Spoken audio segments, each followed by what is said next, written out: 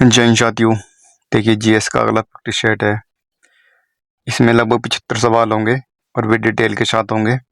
हालांकि क्वेश्चन तो लगभग एक ही किताब से उठाए गए हैं, लेकिन इसमें जो डिटेल है वो 2-3 किताबों का सहारा लिया गया है। इम्पोर्टेंट इसमें पॉइंट इंक्लूड किए गए हैं। पहला सवाल है, मध्य पाषाणकालीन युग, मध्य पाषाण युगीन लोगों ने सबसे पहले किस जानवर को पालतू बनाया था? तो इसका आंसर हो जाएगा गधों को, कुत्तों को, घोड़ों को या भेड़ों को। तो आंसर हो जाएगा ऑप्शन नंबर बी ठीक हो जाएगा इसका, कुत्तों को। तो कुत्तों को पालतू बनाया था सबसे पहले। मध्य पाषाण काल की मुख्य विशेषताओं में क्या था? छोटे माइक्रोलिथ औजार थे और इनका विकास था शिकार करना, मछली पकड़ना और संग्रहण पर निर्भर था। और इसके अलावा प्रारंभिक पशुपालन और बागवानी की शुरुआत हुई थी मध्य पाषाण काल में। राजस्थान का बागौर और मध्य प्रदेश का आदमगढ़, ये 2 स्थान जो हैं, ये यहाँ से जो है पशुपालन के साक्ष्य मिले हैं। इसके अलावा तिलवाड़ा, लंगनाज ये गुजरात में है, भीमबेटका मध्य प्रदेश और उत्तर प्रदेश का सरार, नाहरराय, मैदहा और दमदमा ये मध्य पाषाण काल के स्थल हैं। पूछ लिया जाता है इनको कि मध्य पाषाण काल निम्न में से कौन सा स्थल है, इस तरह से पूछ लिया जाता है। अगला क्वेश्चन है, प्राचीन काल में कम्मकार शब्द का संबंध से था। तो इसका बताना है संबंध कम्मकार का। तो कम्मकार का संबंध किससे हो जाएगा? क्या कर संग्रह अधिकारी या भूमिहीन खेतीहर मजदूर, कारीगर या सुनार?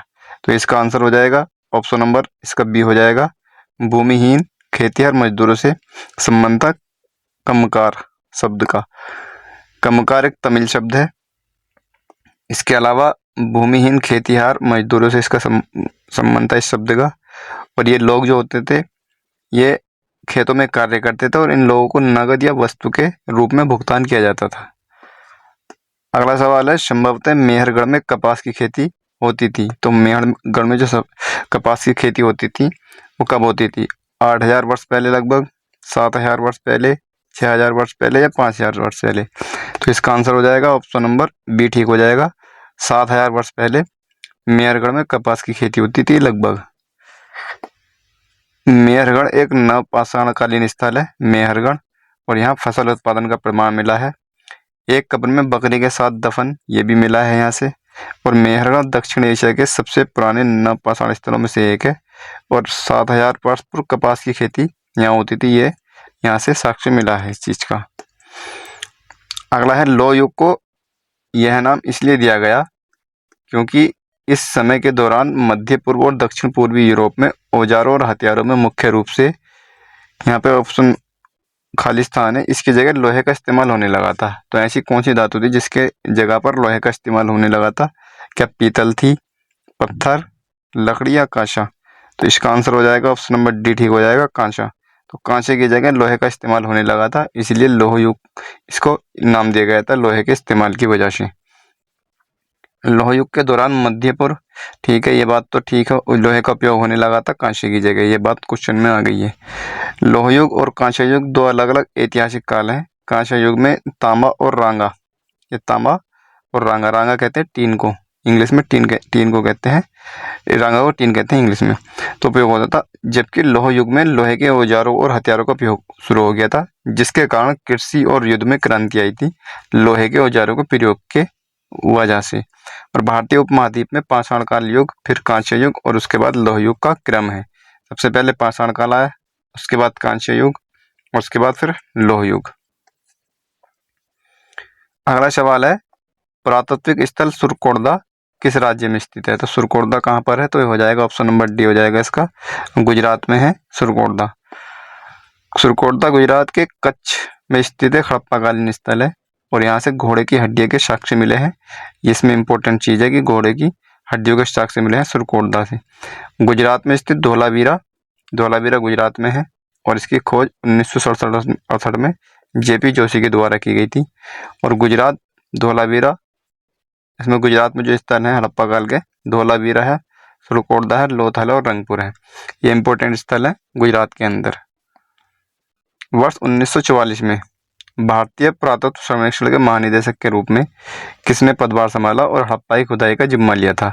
ये बात पूछिए 1944 के लिए। तो 1944 में क्या दयाराम सैनी थे, जॉन मार्शल, राखालदास बनर्जी या एम व्हीलर? तो इसका आंसर हो जाएगा ऑप्शन नंबर डी ठीक हो जाएगा, एम व्हीलर। एम व्हीलर 1944 में भारतीय पुरातत्व सर्वेक्षण के महानिदेशक चुने गए थे। एम व्हीलर ने अपने कार्यकाल के दौरान हड़प्पा, अरिकामेडु तथा ब्रह्मगिरी जैसे ऐतिहासिक स्थलों की खुदाई करवाई थी 1944 में, जब एम व्हीलर पुरातत्व यानी कि एएसआई के महानिदेशक बने थे।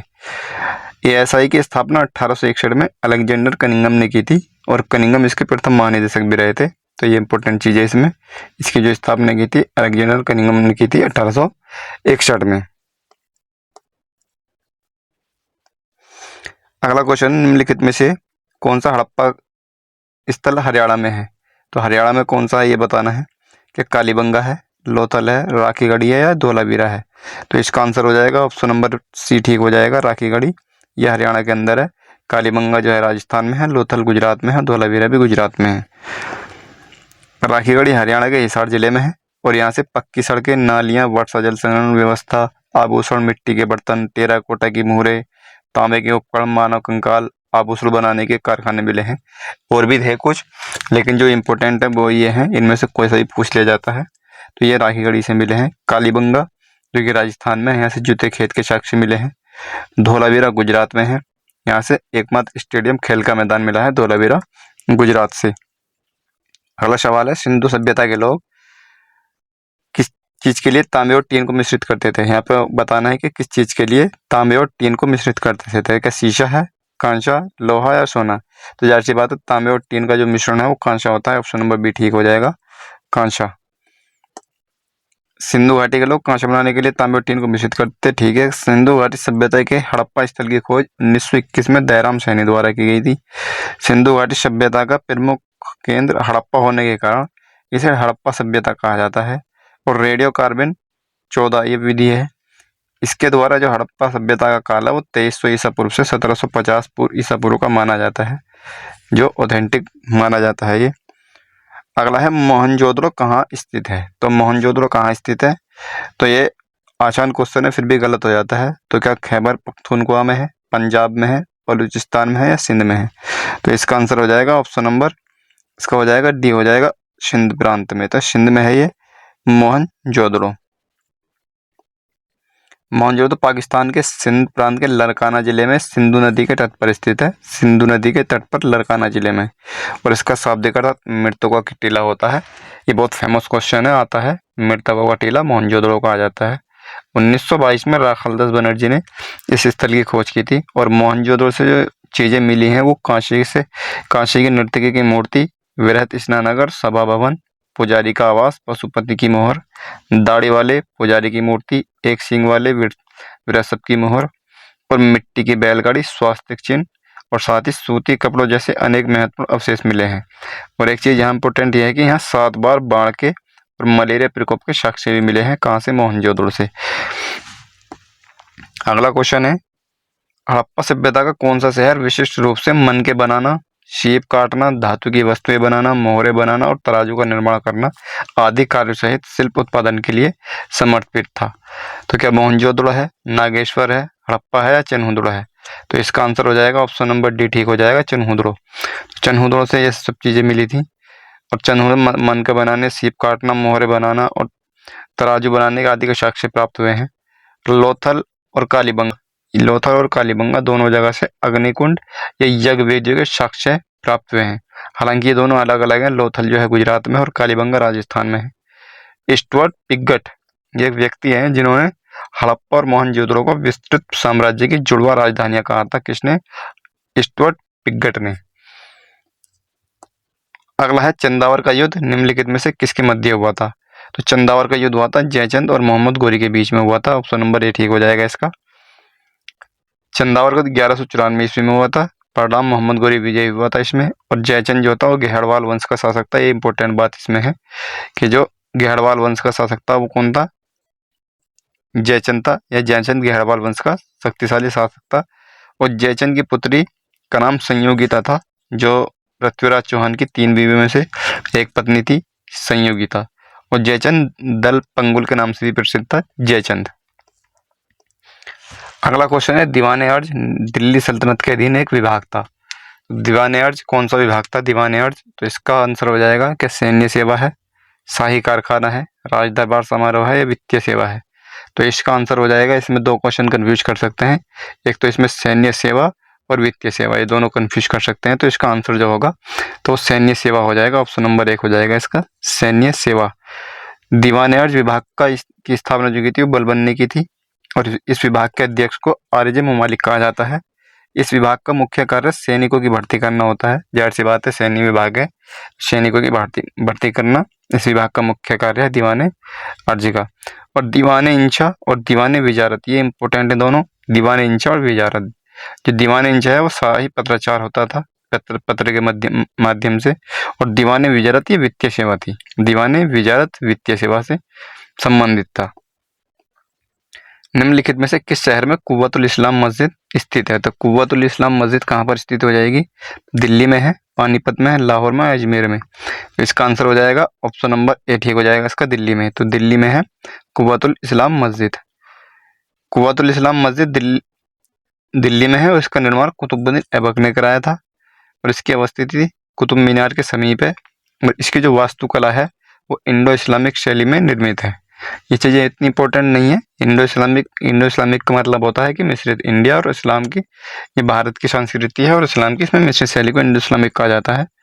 दिल्ली में स्थित कुव्वतुल इस्लाम मस्जिद, ये इसमें इंपॉर्टेंट चीज़ है कि दिल्ली में जो कुव्वतुल इस्लाम मस्जिद है इसके प्रांगण में जो प्रसिद्ध लौह स्तंभ है वो चंद्रगुप्त द्वितीय की स्मृति में निर्मित है। तो लौह स्तंभ जो है वो चंद्रगुप्त द्वितीय की स्मृति में निर्मित है, ये चीज इसमें इंपॉर्टेंट है। निम्नलिखित में से किन वर्षों के दौरान बलबन ने शासन किया था? तो बलबन ने शासन कब किया था? तो इसके शासन के बारे में पूछा गया है। ये सभी प्रीवियस एग्जाम में आए हुए क्वेश्चन है, ऐसा नहीं है कि क्वेश्चन बनाए गए, प्रीवियस एग्जाम में आए हुए क्वेश्चन है। तो इसमें जो है आंसर हो जाएगा इसका ऑप्शन नंबर बी ठीक हो जाएगा। 1266 से 1287 के बीच बलबन ने शासन किया था। 1206 में इसकी शुरुआत हुई थी और शॉर्ट ट्रिक इसको याद करनी है, करो आराम इतना कि रुई की रजाई में बाहर का आलम ना दे, गया कब क्यों। तो ये चीज इसको अगर हमने याद कर ली तो इसमें इनका क्रम तो कम से कम याद हो जाएगा कि इनका क्रम क्या क्या है। पहले कुतुबुद्दीन शाह, आराम शाह, इल्तुतमिश, इस तरह से इनका क्रम याद हो जाएगा इस ट्रिक को याद करने पर। और ये इनका टाइम जो है, टाइम पीरियड वो याद करना ही पड़ेगा। तो गयासुद्दीन बलबन का शासनकाल है 1265 से 1287 को, ऑप्शन में 1266 दिया हुआ है। तो गयासुद्दीन बलबन का समय 1265 से 1287 तक है। और शमसुद्दीन क्यूमर्स ये आखिरी शासक थे इसके गुलाम वंश के। अगला सवाल है, गुलामों का गुलाम निम्नलिखित में से किसको कहा जाता है? तो गुलामों का गुलाम कहा जाता है मोहम्मद गोरी को, कुतुबुद्दीन ऐबक को, इल्तुतमिश को या बलबन को। यहाँ पर ये क्वेश्चन में ये ऑप्शन कंफ्यूज कर सकता है कुतुबुद्दीन ऐबक, लेकिन कुतुबुद्दीन ऐबक इसका आंसर नहीं है। इसका जो आंसर हो जाएगा तो आंसर हो जाएगा इसका ऑप्शन नंबर सी ठीक हो जाएगा, इल्तुतमिश। तो इल्तुतमिश को गुलामों का गुलाम कहा जाता है। गुलामों का गुलाम के नाम से प्रसिद्ध इल्तुतमिश है। इल्तुतमिश से संबंधित कुछ अन्य महत्वपूर्ण तथ्य हैं, जैसे वास्तविक संस्थापक था दिल्ली सल्तनत का, इल्बरी जनजाति का तुर्क था, हालांकि बलबन भी इल्बरी जनजाति का तुर्क था। तुर्कान चहलगामी या 40 दल का गठन किया था, किसने? ये इल्तुतमिश ने किया था, जिसको समाप्त कर दिया था बलबन ने। इल्तुतमिश के शासनकाल की अवधि जो है वो 1211 से लेकर 1236 तक है। चंगेज खान ने किसके शासनकाल में भारत पर आक्रमण किया था? चंगेज खान ने किसके शासनकाल में आक्रमण किया था? इसका आंसर हो जाएगा ऑप्शन नंबर सी ठीक हो जाएगा, इल्तुतमिश के समय पर चंगेज खान ने भारत पर आक्रमण किया था। मंगोल शासक चंगेज खान का भारत पर आक्रमण इल्तुतमिश के शासनकाल में, ठीक है। और चंगेज खान ने चीन पर किया था 1211 ईस्वी में, पूछा जा सकता है। तो इसमें कुछ इंपोर्टेंट पॉइंट इंक्लूड किए गए हैं। 2-3 किताबों का सहारा लेना पड़ा था, एक ही किताब में ये सब चीज़ें नहीं मिली, ठीक। तो चीन पर किया था 1211 ईस्वी में, मध्य एशिया पर किया था 1219 से 1221 के बीच में, और भारत पर 1221 में किया था, ठीक है। जब मध्य एशिया में किया था तो तब 1221 में भारत पर आक्रमण किया था किसने? चंगेज खान ने। और इसके साथ तैमूरलंग है, तैमूरलंग के बारे में पूछा जा सकता है। तो तैमूरलंग ने 1398 में किया था। ये तुगलक वंश के अंतिम शासक नसीरुद्दीन महमूद शाह का शासन था, उस समय पर भारत पर आक्रमण किया था किसने? 1398 ईस्वी में तैमूरलंग ने। चंगेज खान का मूल नाम जो था वो तिमुचिन था, और दिल्ली सल्तनत के शासक इल्तुतमिश ने वर्ष 1221 में दिल्ली मंगोलों के आक्रमण से बचाया था, दिल्ली को, भारत को, बल्कि 1221 में। इल्तुतमिश, जाहिर सी बात इल्तुतमिश के समय में हुआ था। और इल्तुतमिश ने कुबाचा का दमन किया था, यलदौज का दमन किया था, बंगाल के विद्रोहियों का दमन किया था, इसी के प्रभाव में, मंगोलों के आक्रमण के प्रभाव में। और साथ में दिल्ली के अमीरों का दमन, 40 अमीरों के दल का गठन, ये सब इसी के प्रभाव में किया था मंगोलों के, या ऐसे कह सकते हैं कि मंगोलों के डर से। टंका जो एक चांदी का सिक्का था, निम्न में से किस सुल्तान ने चलाया था? तो टंका जो चलाया था वो किसने चलाया था? तो इसका आंसर हो जाएगा ऑप्शन नंबर बी ठीक हो जाएगा, इल्तुतमिश ने चलाया था टंका। इल्तुतमिश प्रथम तुर्क सुल्तान था जिसने शुद्ध अरबी के सिक्के जारी किए थे।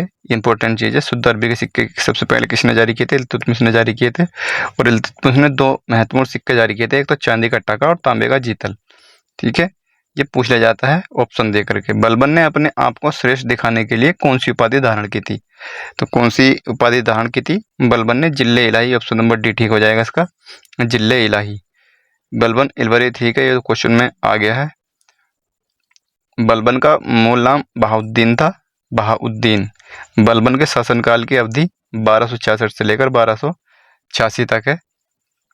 बलबन के कार्यों में 40 के तुर्की गुलामों की शक्ति को समाप्त करना, जो कि इल्तुतमिश ने बनाया था।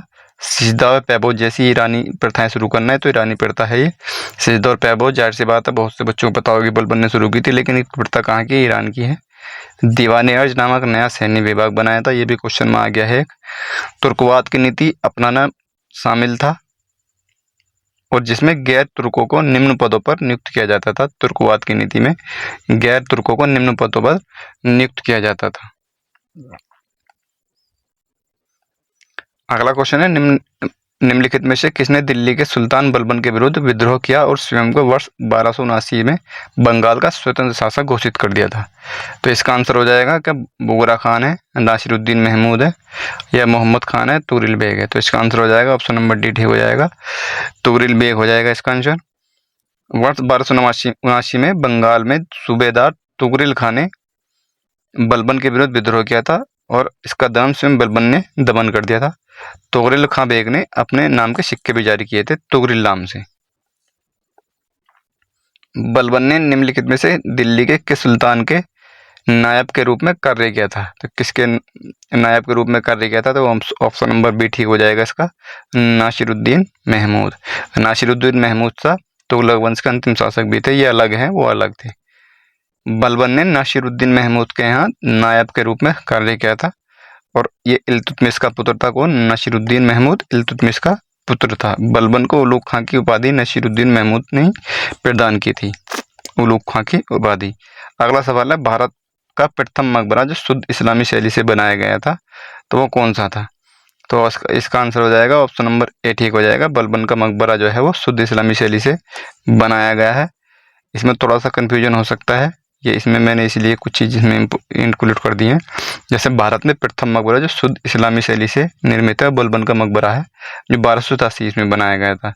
हालांकि सुल्तानगढ़ी का मकबरा जो है, सुल्तानगढ़ी, ये नसीरुद्दीन महमूद का मकबरा है, सुल्तानगढ़ी। ये भारत का पहला इस्लामी मकबरा है जो भारत में बनाया गया था। ये 1231 ईस्वी में बनाया गया है, और दिल्ली में इल्तुतमिश ने बनाया था। इल्तुतमिश का पुत्र था ये नसीरुद्दीन महमूद। लेकिन इसमें भी इस्लामी शैली मिलती है, लेकिन शुद्ध इस्लामी शैली जो सबसे पहले मिली थी वो बलबन के मकबरे में मिली थी, बलबन के। तो बलबन का मकबरा हो जाएगा इस क्वेश्चन का आंसर। 1287 में काफ़ी समय के बाद बना था। और वहीं दूसरी बात यह है कि मुगल वास्तुकला की शैली में भारत का पहला भव्य उद्यान मकबरा पूछा जाता है। उद्यान मकबरा किसका है? तो हुमायूं का मकबरा है, जिसे 1565 में हमीद बानो बेगम ने बनवाया था। अगला क्वेश्चन है, भारत में स्थानीय स्वायत्त शासन को निम्न में से किसने प्रोत्साहित किया था? तो स्थानीय शासन या स्थानीय स्वायत्त शासन किसने शुरू किया था? तो इसका आंसर हो जाएगा ऑप्शन नंबर सी ठीक हो जाएगा, लॉर्ड रिपन ने 1882 ईस्वी में स्थानीय शासन का संकल्प प्रस्तुत किया था। और रिपन ने 1882 में हंटर आयोग का गठन किया था, जिसमें प्राथमिक शिक्षा का विस्तार शामिल था। हंटर आयोग ने, एक हंटर आयोग जलियांवाला बाग हत्याकांड के जांच के लिए भी आया था, जिसमें 8 सदस्य थे। उसमें उस हंटर आयोग में जिसमें 5 अंग्रेज थे और 3 भारतीय थे। 379 लगभग लोगों की उसमें मृत्यु हुई थी जलियांवाला बाग हत्याकांड में। तो भारतीय सिविल सेवा के लिए आयु 21 वर्ष तक बढ़ा था किसने? लॉर्ड रिपन ने, और 1883 में एल्बर्ट वल विवाद किससे संबंधित है? लॉर्ड रिपन से संबंधित है। 1882 में वर्नाकुलर प्रेस एक्ट का समापन भी किसने किया था? ये किया था लॉर्ड रिपन ने। और 1878 ईस्वी में किसने शुरू किया था वो? तो शुरू किया था लॉर्ड लेटन ने। अगला सवाल है, निम्नलिखित में से कौन भारतीय राष्ट्रीय कांग्रेस के गठन के समय भारत का वायसराय था? तो भारत का वायसराय कौन था? तो क्या रिपन है, लिटन है, डफरिन है या मेयो है? तो इसका आंसर हो जाएगा ऑप्शन नंबर सी ठीक हो जाएगा, लॉर्ड डफरिन। ये राष्ट्रीय कांग्रेस के, भारतीय राष्ट्रीय कांग्रेस के गठन के समय भारत के वायसराय थे। उनका शासनकाल जो था वो 1884 से लेकर 1888 तक था, और इनसे पहले लॉर्ड रिपन थे 1880 से लेकर के 1884 तक। इनके शासनकाल ये इंपॉर्टेंट कुछ होते हैं जो वायसराय होते हैं, इनके वायसराय के, जैसे रिपन, लिटन, डफरिन, ये मेयो, तो इनके हमें शासनकाल अवश्य पता होने चाहिए। भारतीय राष्ट्रीय कांग्रेस का गठन 28 दिसंबर को हुआ था। 1885 में तो हुआ ही था, लेकिन ये डेट भी हमें याद रखनी है। और कहाँ हुआ था? गोकुलदास तेजपाल संस्कृत महाविद्यालय में हुआ था। 72 प्रतिनिधियों ने इसमें भाग लिया था। एओ ह्यूम महासचिव का पदभार ग्रहण किया था, और जबकि व्योमेश चंद्र बनर्जी अध्यक्ष चुने गए थे। और 1884-88 तक इनका कार्यकाल था ही। और तृतीय बर्मा युद्ध हुआ था 1885 में, 1885-1886 में हुआ था। इस युद्ध के परिणामस्वरूप उत्तरी बर्मा ब्रिटिश भारतीय साम्राज्य का हिस्सा बना था। 1885-86 किसके शासन में हुआ था? ये भी डफरिन के काल में ही हुआ था, तृतीय बर्मा युद्ध। क्वेश्चन में आ जाता है इनके शासनकाल, इसलिए याद रखना आवश्यक है। क्वेश्चन में आ जाता है कि 1885 में तृतीय बर्मा युद्ध हुआ था, तो किसके शासनकाल में हुआ था? जाहिर सी बात हमें पता होगा कि 1884 से लेकर और 88 तक किसका शासनकाल था? ये डफरिन का था। अगर हमें क्वेश्चन ना भी पता होगा आंसर, तो हम इसके शासनकाल से वहां तक पहुंच जाएंगे, तो इसलिए शासनकाल भी याद रखने बहुत जरूरी है। अगला सवाल है, कर्जन ने कब बंगाल विभाजन की घोषणा की थी? तो बंगाल विभाजन की घोषणा कब की थी? सब में 1905 है, तो ठीक है, इसीलिए अब ये डेट भी याद करनी है, अब आवश्यक हो गई है। तो ऑप्शन नंबर इसका क्या हो जाएगा? ऑप्शन नंबर ए ठीक हो जाएगा, 20 जुलाई। 20 जुलाई को बंगाल विभाजन की घोषणा की थी लॉर्ड कर्जन ने। स्वदेशी आंदोलन की घोषणा हो गई थी 7 अगस्त 1905 को, ठीक है। 20 जुलाई को इसकी घोषणा हुई, 20 जुलाई को, ठीक है। उसके 17 दिन के बाद ये हो गई 7 अगस्त को स्वदेशी आंदोलन की घोषणा। कहाँ से हुई थी? कलकत्ता के टाउन हॉल में। और ब्रिटिशों ने बंगाल विभाजन का मुख्य कारण प्रशासनिक असुविधा को बताया था। ये कह के कि प्रशासनिक असुविधा है, इसलिए बंगाल विभाजन किया जाएगा। लॉर्ड कर्जन ने बंगाल विभाजन की घोषणा प्रभावी हुई थी 16 अक्टूबर 1905 से, ठीक है। 7 अगस्त 1905 को स्वदेशी आंदोलन की घोषणा हुई थी। 16 अक्टूबर 1905 को ये प्रभावी हो गया था बंगाल विभाजन। और 16 अक्टूबर 1905 यानी कि 16 अक्टूबर को ये बंगाल में शोक दिवस मनाया गया था। बंगाल में बंगाल विभाजन के दौरान बंगाल का लेफ्टिनेंट गवर्नर जो था, बंगाल का लेफ्टिनेंट गवर्नर वो कौन था? सर एंड्रयू फ्रेजर था, एंड्रयू फ्रेजर। और तीसरा दिल्ली दरबार 1911 में हुआ था। और ये किसके शासनकाल में हुआ था? ये हार्डिंग उस समय वायसराय थे। तो तृतीय दिल्ली दरबार 1911 में इस विभाजन को रद्द कर दिया गया था, बंगाल विभाजन को। पहला बंगाल विभाजन भी हुआ था, तो पहला कब हुआ था? तो पहला हुआ था 1877 ईस्वी में हुआ था। 1877 में लॉर्ड लिटन के समय पर हुआ था, लिटन के समय पर। कर्जन ने पुलिस प्रशासन की कार्यप्रणाली की जांच करने हैं तो निम्नलिखित में से किस आयोग की नियुक्ति की थी? तो किसके आयोग की नियुक्ति की थी? कर्जन ने पुलिस प्रशासन की कार्यप्रणाली की जांच करने के लिए तो फ्रेजर आयोग की जांच आयोग के गठन किया था पुलिस प्रशासन की कार्यप्रणाली के लिए। पुलिस प्रशासन कार्यप्रणाली के फ्रेजर आयोग 1902 में किया था इसका गठन, 1902 ईस्वी में, याद रखना है। कुछ इंपॉर्टेंट काम है, कुछ और आयोग इसमें गठित किए गए थे लॉर्ड कर्जन द्वारा, जैसे अकाल आयोग था 1900 में गठन किया था इसका, रेलवे सुधार आयोग 1901 में, विश्वविद्यालय आयोग 1902 में, द्वितीय दिल्ली दरबार 1903 में लगा था, यह भी लॉर्ड कर्जन के समय पर लगा था। तो लॉर्ड कर्जन के समय पर 1920 पहला लगा था, ये बताया था मैंने, 1877 में लगा था लिटन के समय पर, और 1903 में लगा था दूसरा कर्जन के समय पर, और एक 1911 में लगा था लॉर्ड हार्डिंग द्वितीय के समय पर। तो ये तीनों दिल्ली दरबार लगे थे।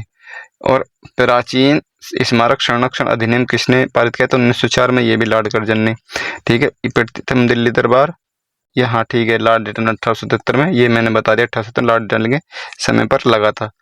जिस वायसराय को ऐतिहासिक स्मारकों के जीर्णोद्धार में गहरी दिलचस्पी थी वह थी, यानी कि स्मारकों का जीर्णोद्धार कराना है उनकी, उसके लिए गहरी दिलचस्पी किसने ली थी? तो ऑप्शन हो जाएगा इसका ऑप्शन हो जाएगा, ऑप्शन नंबर 8 ही हो जाएगा, लॉर्ड कर्जन ने अभी ये आया था कि लॉर्ड कर्जन ने जो है 1904 में अधिनियम पारित किया था, प्राचीन स्मरण संरक्षण अधिनियम पारित किया था 1904 में लॉर्ड कर्जन ने। और एक क्वेश्चन है, तो कर्जन ने जो है जीर्णोद्धार कराने में दिलचस्पी दिखाई थी ऐतिहासिक स्मारकों की 1904 में। और इसके अलावा कर्जन का भारत के वायसराय के पद का कार्यकाल 1899 से 1905 था। ये इसमें इम्पोर्टेंट चीज़ है, 1899 से 1905 तक ये भारत के वायसराय थे लॉर्ड कर्जन इस समय पर टाइम पीरियड में। निम्नलिखित में से किस संगठन को सती प्रथा के उन्मूलन के लिए साहित्यिक रचनाएं लिखने का श्रेय दिया जाता है? तो सती प्रथा के उन्मूलन के लिए साहित्य रचना लिखने का श्रेय किसको दिया जाता है? ब्रह्म समाज को दिया जाता है, ब्रह्मा समाज को। ब्रह्मा समाज संगठन की जो स्थापना हुई थी 1828 में हुई थी राजा राम मोहन राय के द्वारा।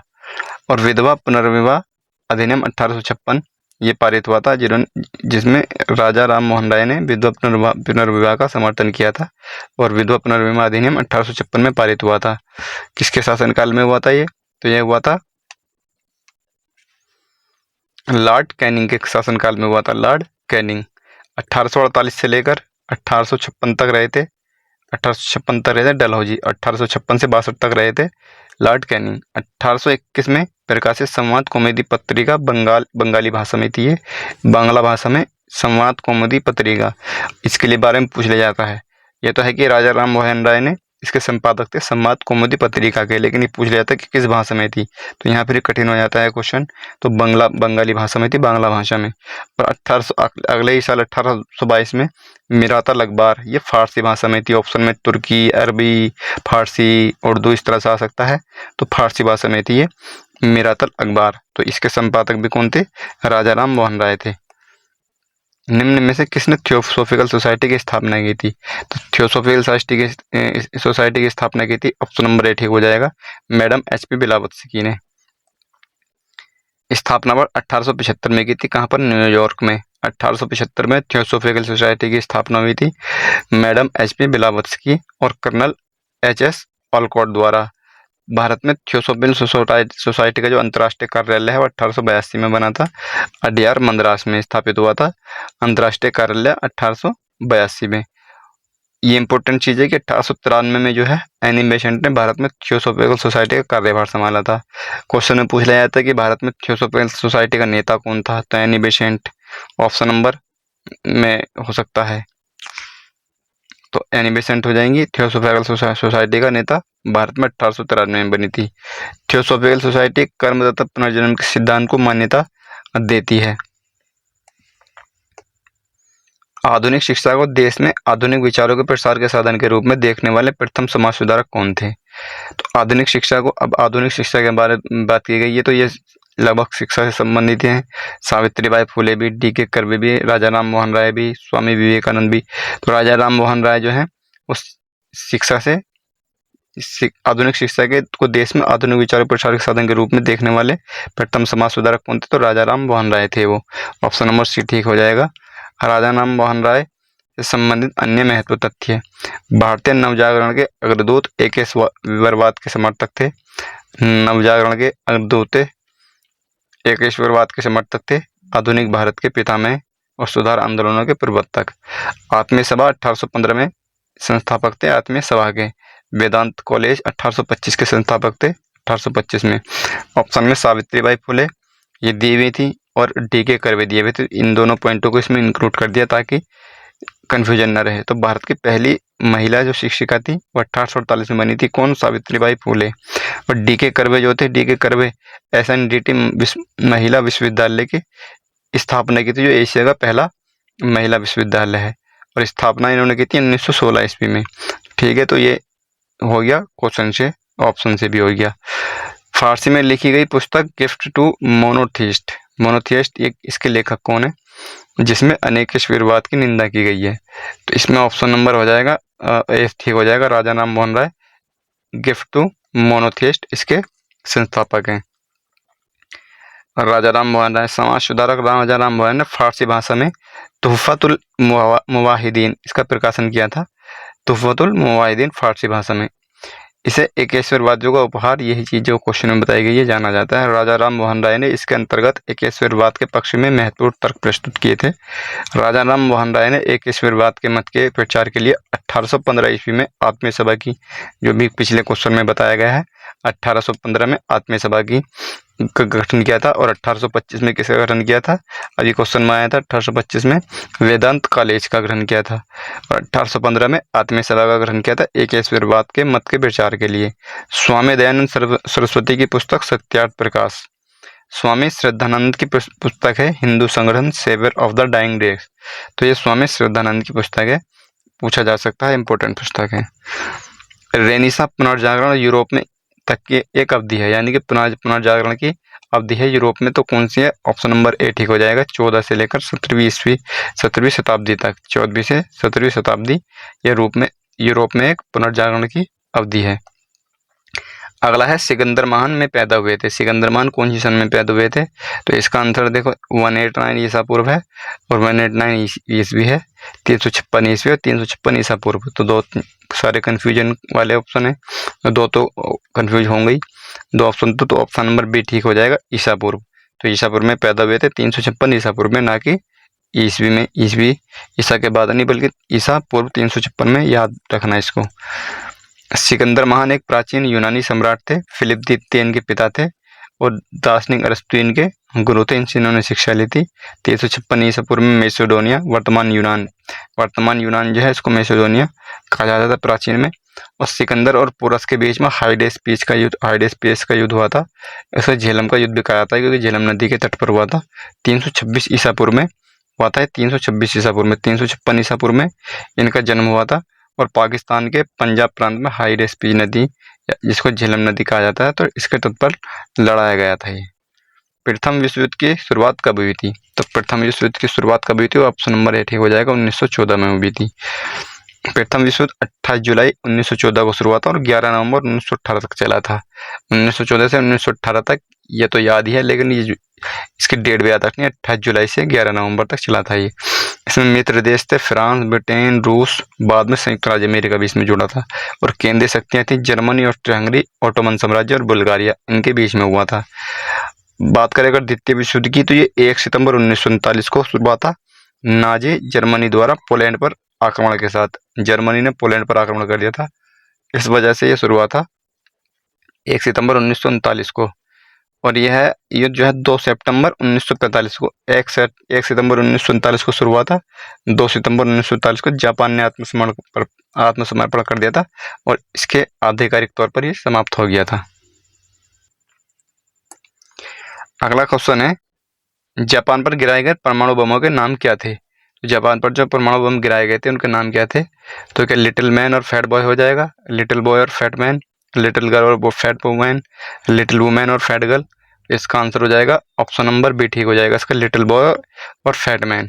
ये परमाणु बमों के नाम है जो जापान पर गिराए गए थे अमेरिका के द्वारा। पहला बम गिराया गया था 6 अगस्त 1945 को हिरोशिमा पर, 9 अगस्त 1945 को नागासाकी पर गिराया गया था और नाम इनके हैं।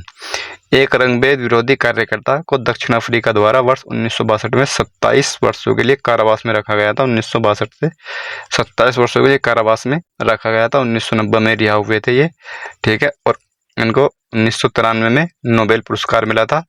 1994 में साउथ अफ्रीका के राष्ट्रपति बने थे। तो कौन थे वह, नेल्सन मंडेला हो जाएगा, ऑप्शन नंबर सी ठीक हो जाएगा, नेल्सन मंडेला। ये चिप्स जी मैंने इसमें बताई दी है। 1993 में नोबेल पुरस्कार मिला था, 1994 में साउथ अफ्रीका के राष्ट्रपति बने थे ये।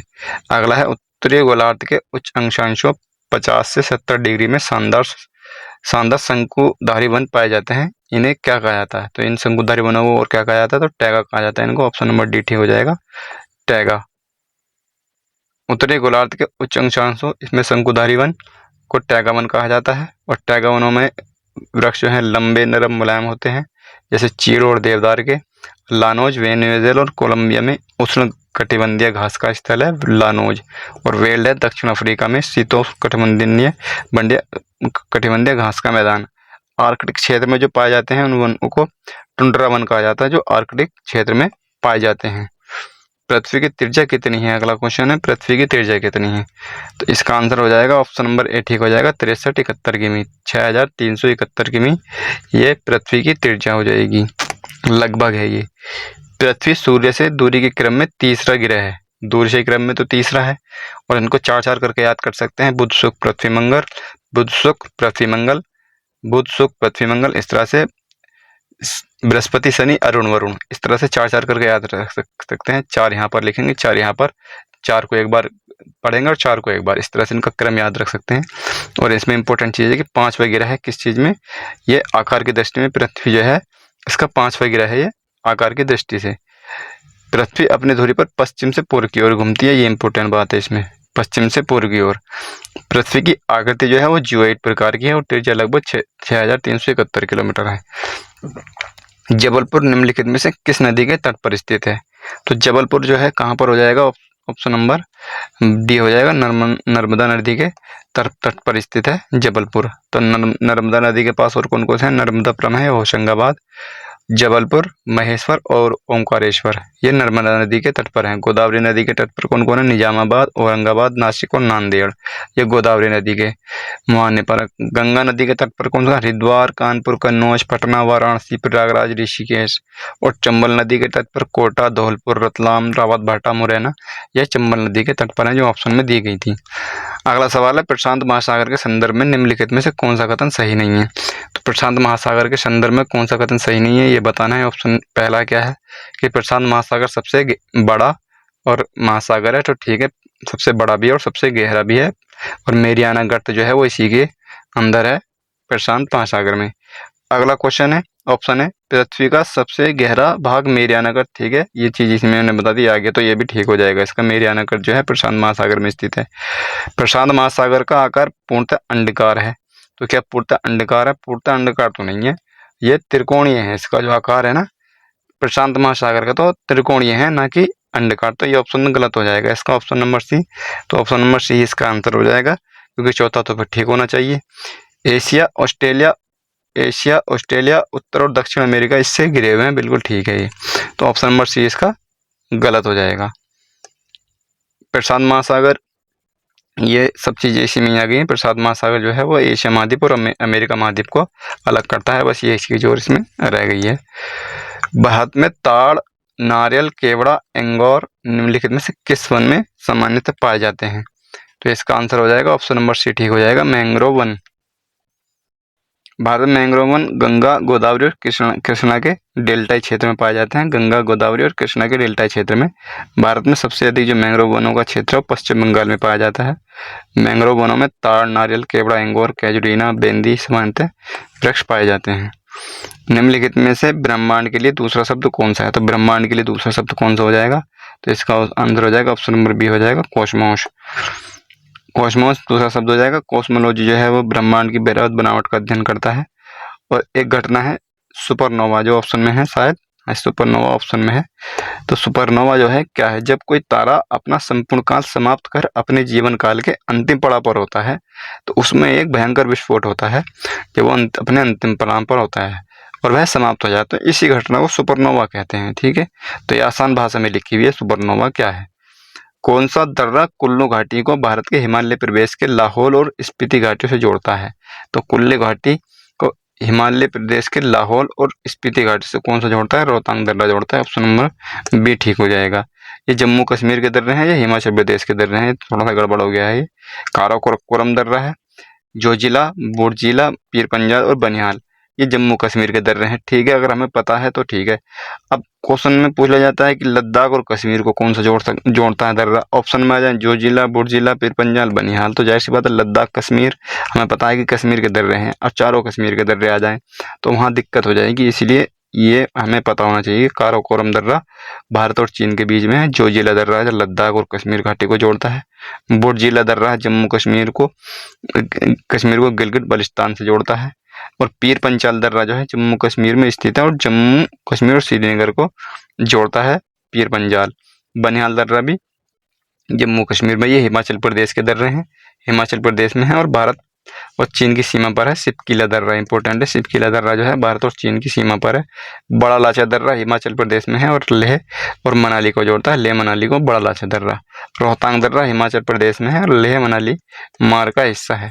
तो ये इसे कुछ हो जाएंगे। जम्मू कश्मीर और हिमाचल प्रदेश के, मणिपुर के भी हैं, उत्तराखंड के भी हैं, अरुणाचल प्रदेश के भी हैं। ठीक है, तो ये कम से कम ये हमें याद होने चाहिए। अभी निम्नलिखित में से कौन सा शिखर झारखंड का सबसे ऊंचा शिखर है? तो झारखंड का सबसे ऊंचा जो शिखर हो जाएगा वो पारसनाथ हो जाएगा। ऑप्शन नंबर डी ठीक हो जाएगा, पारसनाथ। जो अन्नाईमुड़ी है ये दक्षिण भारत की सबसे ऊंची चोटी है, अन्नाईमुड़ी। पारसनाथ पहाड़ी झारखंड के गिरिडीह जिले में स्थित है ये।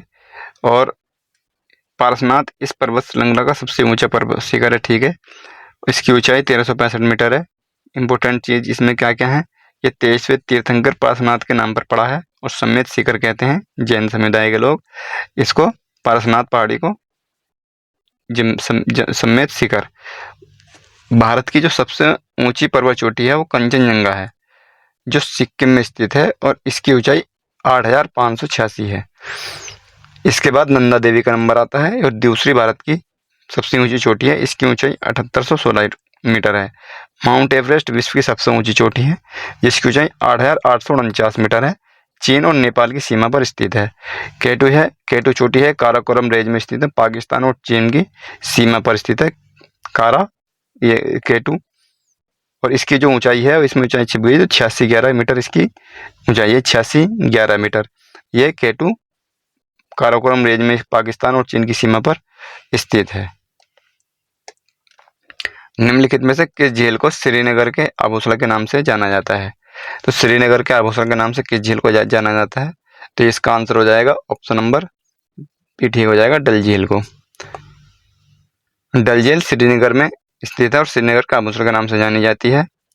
और त्सोंगमो झील सिक्किम में स्थित है और यह एक हिम आच्छादित झील है। लोकटक मणिपुर में स्थित है और पूर्वोत्तर राज्यों की सबसे बड़ी मीठे पानी की झील है लोकटक। और भारत की सबसे बड़ी झील जो है वो वेम्बनाड झील है, जो कि केरल में स्थित है। और बात करेंगे चिल्का झील के बारे में, तो चिल्का झील जो है ये सबसे बड़ी खारे पानी की झील है भारत की, और साथ में एशिया की भी सबसे बड़ी खारे पानी की झील है, जो ओडिशा के अंदर स्थित है। विश्व का सबसे ऊंचा पठार कौन सा है? तो विश्व का सबसे ऊंचा पठार हो जाएगा ऑप्शन नंबर बी ठीक हो जाएगा, तिब्बत का पठार। ये सबसे ऊंचा पठार है विश्व का। तिब्बत का पठार विश्व का सबसे ऊंचा पठार है। अगर भारत की बात करें तो भारत का जो सबसे ऊंचा पठार है वो लद्दाख का पठार है, जिसकी ऊंचाई लगभग 3000 मीटर और तिब्बत पठार का ये हिस्सा है। पूर्वी अफ्रीकी पठार जो ऑप्शन में है, तो ये सबसे बड़ा पठार है अफ्रीका का। युगांडा, तंजानिया और केन्या में विस्तृत है। दक्कन का पठार जो है ये भारत में है। इस पठार का जो विस्तार है भारत के 8 राज्यों में है। ये इंपॉर्टेंट चीज है, 8 राज्यों में दक्कन के पठार का विस्तार है। तेलंगाना, आंध्र प्रदेश, तमिलनाडु, केरल, महाराष्ट्र, कर्नाटक, छत्तीसगढ़ और मध्य प्रदेश।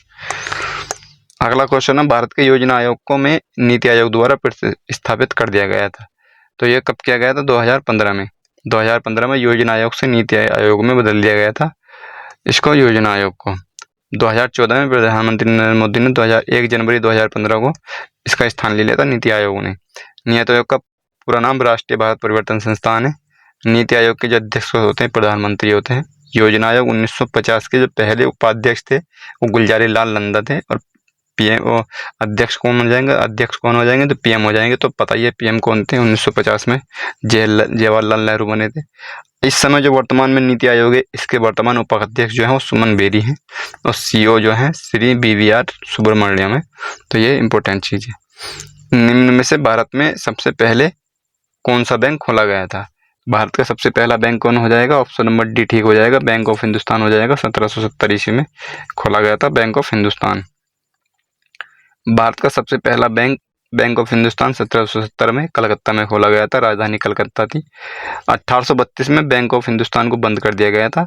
1770 में खोला, 1832 में बंद कर दिया गया। पंजाब नेशनल बैंक पूरी तरह से भारतीय पूंजी के साथ 1894 ईस्वी में शुरू हुआ था और भारतीय द्वारा प्रबंधित, जिसका भारत ने प्रबंध किया था, तो अवध बैंक था 1881 में स्थापित। अगला है प्रधानमंत्री जन आरोग्य योजना PMJ भारत सरकार द्वारा 2018 में कमजोर वर्गों को सुविधा प्रदान करने के लिए शुरू किया गया महत्वाकांक्षी कार्यक्रम है। किससे संबंधित है? स्वास्थ्य से संबंधित है। PM जन आरोग्य जैसा कि कमजोर वर्ग को सुविधा, इसमें पीएम दे तो नहीं रखा इसमें कुछ ऐसा, तो स्वास्थ्य से संबंधित है ये। अगला है कुल उपयोगिता में वह परिवर्तन जो वस्तु की एक अतिरिक्त इकाई के रूप में इकाई के उपयोग में होता है। ऑप्शन नंबर सी ठीक हो जाएगा, सीमांत उपयोगिता। अगला क्वेश्चन है की गणना है, इसमें से ऑप्शन में है कि इसमें किसकी गणना किसी दिए गए वर्ष में नाम मात्र जीडीपी को उसी वर्ष के लिए वास्तविक जीडीपी से विभाजित करके 100 से गुणा करने पर प्राप्त होती है। तो जीडीपी अपस्फीति कारक, ऑप्शन नंबर ए ठीक हो जाएगा इसका, जीडीपी अपस्फीति कारक। यदि किसी देश में बेरोजगारी लंबे समय तक बनी रहती है तो इसे बेरोजगारी कहा जाता है। किस प्रकार की बेरोजगारी कहा जाता है? दीर्घकालिक बेरोजगारी कहा जाता है इसका, ऑप्शन नंबर सी ठीक हो जाएगा। भारत में संरचनात्मक मौसमी परिवर्तन तकनीकी परिवर्तन चक्रीय बेरोजगारी पाई जाती है। अगली वीडियो में इनमें हम बात करेंगे इनके बारे में थोड़ी सी डिटेल से। अगला क्वेश्चन, निम्न में से भारत का कौन सा व्यापारिक बैंक विश्व के शीर्ष 100 बैंकों में शामिल है? तो 100 बैंकों में शामिल कौन सा बैंक है विश्व भारत का? तो ऑप्शन नंबर बी ठीक हो जाएगा, भारतीय स्टेट बैंक विश्व के 100 बैंकों में शामिल है। स्टेट बैंक की स्थापना 1806 में कलकत्ता में हुई थी। स्टेट बैंक की स्थापना, स्टेट बैंक जो बना है वो bank of Bengal, bank of Bombay और बैंक ऑफ मद्रास इनको जोड़ करके बना था। 1921 में तीनों को विलय कर दिया गया था इंपीरियल बैंक ऑफ इंडिया के नाम से, और इसका मुख्यालय मुंबई में स्थापित किया गया था 1921 में ही। 1955 में इंपीरियल बैंक का नाम बदलकर भारतीय स्टेट बैंक कर दिया गया था 1955 में। तो यह भारत का सबसे बड़ा राष्ट्रीयकृत वाणिज्यिक बैंक है। भारतीय स्टेट बैंक पहला बैंक है जिसने 2006 के अंदर चीन में अपनी शाखा खोली थी। तो 2006 में सबसे पहले अपनी शाखा चीन में खोलने वाला कौन सा बैंक है? तो भारतीय स्टेट बैंक है। अगला क्वेश्चन है, मांग का नियम बताता है कि के बीच एक ऋणात्मक संबंध होता है। तो किस में होता है ऋणात्मक संबंध?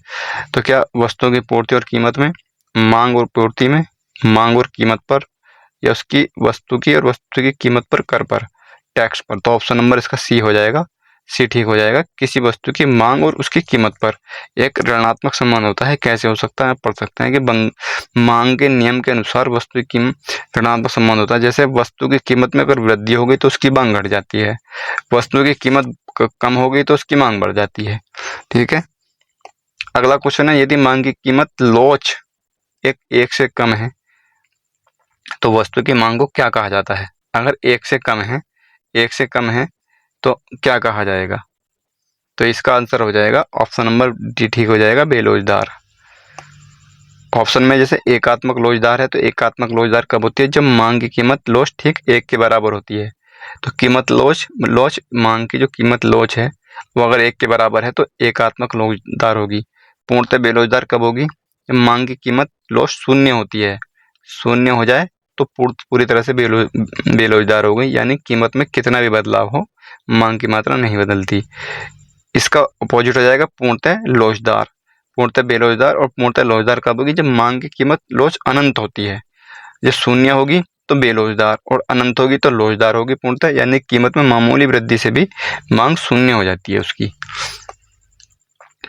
पूर्ण प्रतिस्पर्धी बाजार की विशेषताओं के संबंध में निम्नलिखित में से कौन सा कथन सही है? पहला कथन है, बाजार में बड़ी संख्या में क्रेता और विक्रेता होते हैं। तो ये बिल्कुल ठीक हो जाएगा, प्रतिस्पर्धी बाजार के, पूर्ण प्रतिस्पर्धी बाजार के विशेषता के रूप में जानकारी पूर्ण होती है, बिल्कुल ठीक हो जाएगा। ऑप्शन नंबर ए ठीक हो जाएगा, दोनों ऑप्शन ठीक है, कथन सही है इसके। ठीक है। बड़ी संख्या में क्रेता विक्रेता होते हैं, समरूप या एक जैसी वस्तुओं का क्रय विक्रय होता है और एक ही मूल्य प्रचलित रहता है, ये इसकी विशेषताएं हैं। निम्नलिखित में से कौन 1946 में मद्रास निर्वाचन क्षेत्र से संबंधित सभा के सदस्य बने थे? तो इसका आंसर हो जाएगा अम्मू स्वामीनाथन हो जाएगा। ऑप्शन नंबर बी ठीक हो जाएगा, अम्मू स्वामीनाथन। अम्मू स्वामीनाथन 1952 में पहली लोकसभा और बाद में 1954 में राज्यसभा के सदस्य चुनी गई थी। हंसा जीवराज मेहता ये बम्बई से बने थे। कमला चौधरी उत्तर प्रदेश से चुन के गई थी। बेगम एजाज रसूल ये भी उत्तर प्रदेश से। संविधान सभा की मसौदा समिति में सदस्य शामिल थे। तो मसौदा समिति या प्रारूप समिति में कितने सदस्य थे? ऑप्शन नंबर बी ठीक हो जाएगा, 7 सदस्य थे, एक अध्यक्ष डॉक्टर भीमराव अंबेडकर को मिला करके। प्रारूप समिति एक 7 सदस्यीय समिति थी जिसे भारतीय संविधान मसौदा समिति भी कहा जाता है। 29 अगस्त 1947 को इसका गठन हुआ था। डॉक्टर भीमराव अंबेडकर इसके अध्यक्ष थे। इस समिति का मुख्य कार्य संविधान के जो सलाहकार थे BN राव यह सेकंड बैठक हुई थी संविधान सभा की सेकंड बैठक हुई थी, उसमें बने थे BN राव संविधान सभा के सलाहकार। इनके द्वारा प्रारंभिक प्रारूप की जांच करना, दिए गए जो इनके द्वारा बनाया गया था प्रारंभिक प्रारूप, उसकी जांच करना और इसे एक कानूनी दस्तावेज के रूप में प्रस्तुत करना था इसका मुख्य कार्य। प्रारूप की जांच जो शुरू हुई थी वो 27 अक्टूबर 1947 को शुरू हुई थी। ये पूछे हुए क्वेश्चन है और इम्पोर्टेंट चीजें हैं। और प्रारूप जो पेश किया गया था 21 फरवरी 1948 को पेश किया गया था। अगला संविधान सभा के उस सदस्य का नाम बताइए जिन्होंने कहा कि हमारे संविधान की प्रस्तावना में उन बातों को अभिव्यक्त किया गया है जिनके बारे में हमने सोचा था, ये इतने लंबे समय में जिनका सपना देखा था हमने। तो इसका आंसर हो जाएगा ऑप्शन नंबर बी ठीक हो जाएगा, सर अल्लादी कृष्ण स्वामी अय्यर। अगला संविधान सभा का 5वां सत्र कब आयोजित किया गया था? तो संविधान सभा का 5वां सत्र आयोजित किया गया था, इसका आंसर हो जाएगा 5वें सत्र की बात की गई तो 14 अगस्त से 30 अगस्त 1947 में 5वां सत्र आयोजित किया गया था। टोटल 11 सत्र हुए थे। पहला सत्र हुआ था 19 से 23 दिसंबर 1946 को, 11 सत्र हुए थे और 14 अगस्त से और 30 अगस्त 1947 तक ये 5वां सत्र चला था। अगला है भारत की संविधान सभा में ऐतिहासिक उद्देश्य संकल्पों को निम्नलिखित में से किसके द्वारा प्रस्तुत किया गया था? तो उद्देश्य संकल्प किसके द्वारा? ऑप्शन नंबर सी ठीक हो जाएगा, जवाहरलाल नेहरू के द्वारा 13 दिसंबर 1946 को पेश किया गया था, 22 जनवरी को 1947 को, जिसको अपना लिया गया था संविधान सभा द्वारा 22 जनवरी 1947 को। संविधान सभा के सदस्यों ने भारतीय संविधान पर अंतिम हस्ताक्षर किए थे। ये दोनों डेट इंपॉर्टेंट है, 13 दिसंबर 1946 और 22 जनवरी 1947। ठीक है, ये दोनों डेट इंपॉर्टेंट है। संविधान सभा के सदस्यों ने कब भारतीय संविधान पर अंतिम हस्ताक्षर किए थे? तो अंतिम हस्ताक्षर कब किए थे? 24 जनवरी 1950 को, ऑप्शन नंबर बी ठीक हो जाएगा। 24 जनवरी 1950 को 284 सदस्य उपस्थित थे। निम्नलिखित में से पृष्ठीय तनाव के संबंध में कौन सा कथन सही नहीं है? तो जल की बूंदों का आकार पृष्ठीय तनाव के कारण गोलाकार होता है, बिल्कुल ठीक है कथन, ऑप्शन नंबर ए बिल्कुल ठीक है कथन। कमरे के ताप पर जल का पृष्ठ तनाव एथिल अल्कोहल से कम होता है, कम तो नहीं होता, ज्यादा होता है। तो ऑप्शन नंबर बी इसका ये गलत हो जाएगा और यही इसका सही आंसर है। तरल अणुओं के बीच संसंजक बल पृष्ठीय तनाव के रूप में जाने जाने प्रघटना के उत्तरदायी है। पृष्ठीय तनाव को आमतौर पर डाइन सेमी में मापा जाता है, डाइन प्रति सेमी में। अगला निम्नलिखित में से किसका क्वथनांक उच्चतम होता है? तो किसका क्वथनांक उच्चतम हो जाएगा? इसका आंसर हो जाएगा ऑप्शन नंबर बी ठीक हो जाएगा, एल्काइन। अगला है निम्नलिखित में से कौन सा भारत का पहला अंतर्ग्रही अभियान था?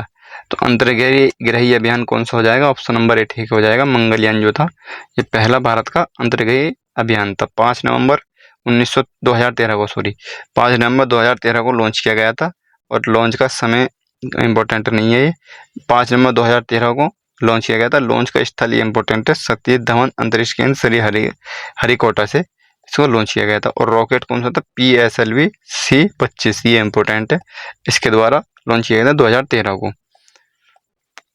अंतरिक्ष में जाने वाले प्रथम भारतीय व्यक्ति का नाम क्या है? तो अंतरिक्ष में जाने वाले प्रथम भारतीय व्यक्ति हैं राकेश शर्मा हो जाएंगे, ऑप्शन नंबर सी ठीक हो जाएगा, राकेश शर्मा। अंतरिक्ष में जाने वाले पहले व्यक्ति विश्व की बात करें तो सोवियत संघ के यूरी गागरिन थे 1961 में, और जो अंतरिक्ष यान था वोस्टोक फर्स्ट था। और अंतरिक्ष में जाने वाली पहली महिला थी विश्व की, तो वो कौन सी थी? टेरेस्कोवा थी, ये वेलेंटिना टेरेस्कोवा, ये 1963 को, 2 साल के बाद। और इनका जो अंतरिक्ष यान था वो वोस्टोक 6 था, इनका वोस्टोक फर्स्ट, इनका वोस्टोक 6। अंतरिक्ष में जाने वाले पहले भारतीय व्यक्ति कौन थे? तो राकेश शर्मा, ये 1984 हो गए थे। और इनका जो अंतरिक्ष यान था जिससे कहते सोयुज T11 था। और अंतरिक्ष में जाने वाली पहली भारतीय महिला जो थी वो कल्पना चावला थी, ये गलत है इसमें, ठीक है, ये कल्पना चावला थी, 1977 में गई थी ये, 1977 में कल्पना चावला पहली भारतीय महिला। इसरो ने भारत के पहले उपग्रह का निर्माण किया जिसे के रूप में जाना जाता है। तो सबसे पहला जो उपग्रह निर्माण किया था इसका नाम है आर्यभट्ट, ऑप्शन नंबर हो जाएगा बी ठीक है इसका, आर्यभट्ट। 19 अप्रैल 1975 को लॉन्च किया गया था सोवियत कॉस्मोस 3M के द्वारा। उस प्रथम उपग्रह का नाम बताएं जिसे विशेष रूप से शिक्षा के प्रयोजन के लिए समर्पित किया गया था। तो ऑप्शन नंबर सी ठीक हो जाएगा, एड्यूसैट हो जाएगा इसका, एड्यूसैट। अगला है भारत के प्रसिद्ध मंगल ग्रह अभियान को के नाम से बुलाया गया था?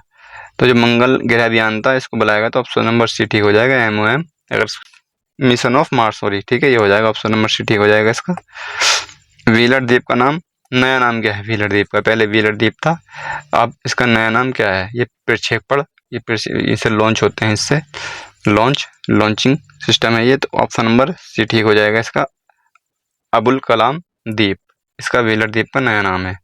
तो ये कुछ इंपॉर्टेंट क्वेश्चन थे, लगभग 75 से ज़्यादा ही क्वेश्चन हैं, और हालांकि 75 से ज़्यादा क्वेश्चन तो है, लेकिन ये लगभग मैं मानता हूँ 300 साढ़े 300 के आसपास ये बैठे होंगे, जिस हिसाब से ये बनाए गए हैं, इनकी डिटेल बनाई गई हैं।